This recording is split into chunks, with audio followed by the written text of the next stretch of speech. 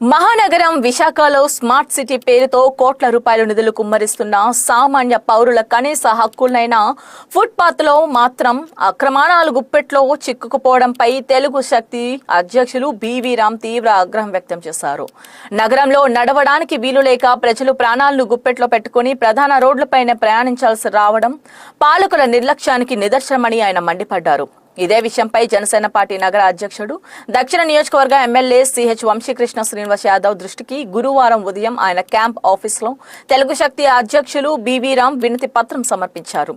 అనంతరం మీడియా ప్రతినిధులతో బివి రామ్ మాట్లాడుతూ జగదాంబ జంక్షన్, పూర్ణ మార్కెట్, హనుమంతువాక, గాజువాక, డాబా గార్డెన్స్ వంటి అత్యంత రద్దీ ప్రాంతాల్లో ఫుట్పాత్లు పూర్తిగా వ్యాపార స్థలాలుగా మారిపోయాయని దుయ్యబట్టారు.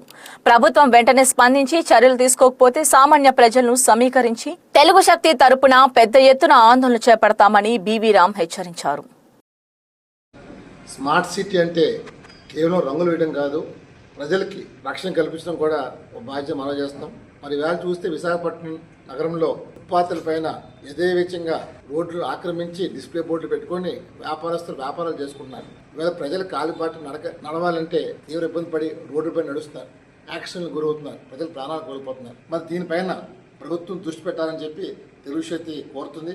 మరి ఇదే విషయంపై జనసేన పార్టీ నగర అధ్యక్షులు మరియు దక్షిణ నియోజకవర్గ ఎమ్మెల్యే సి వంశీకృష్ణ యాదవ్ గారికి కూడా వినపత్రం జరిగింది. ఎందుకంటే ముఖ్యంగా పూర్ణ మార్కెట్, డాబా గార్డెన్స్ ఏరియాలో విపరీతంగా ఈ ఏవైతే ఫుట్పాత్లు ఉన్నాయో ఫుట్పాత్లని వ్యాపారస్తులు కబ్జాలు చేసి దానిపైన వ్యాపారం చేసుకుంటూ సామాన్య ప్రజలకి కాలపాటు నడిచే ప్రజలకి ఇబ్బంది కలిగిస్తూ వాళ్ళు రోడ్డు మీద నడుస్తున్నారు.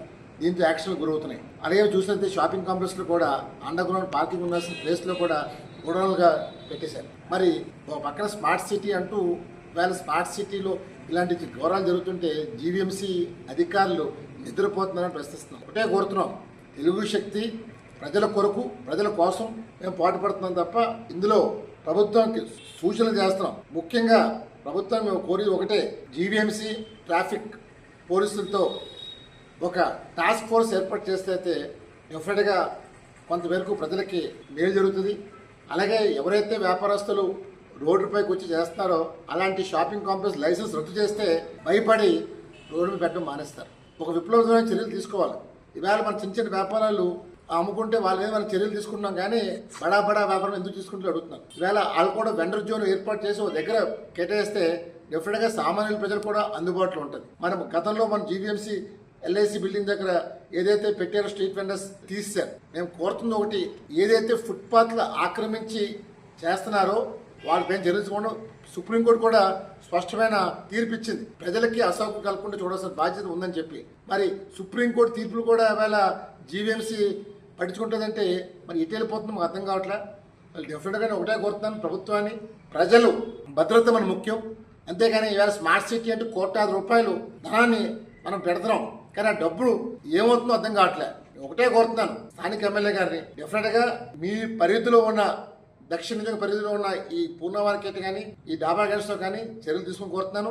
విశాఖపట్నంలో మనం చూస్తే గాజువాక, ఇటు హెచ్బి కాలనీ, వెంకోజీపాలెం, ఎంబీపీ దగ్గర రోడ్డు మీదే వ్యాపారస్తులు ఆక్రమించి చేస్తున్నారు. సో నేను కోరేది ఒకటే, స్మార్ట్ సిటీగా కాబట్టి విశాఖపట్నాన్ని ఆ చర్యలు తీసుకోవాలి, కఠినమైన చర్యలు తీసుకోమని కోరుతున్నాను.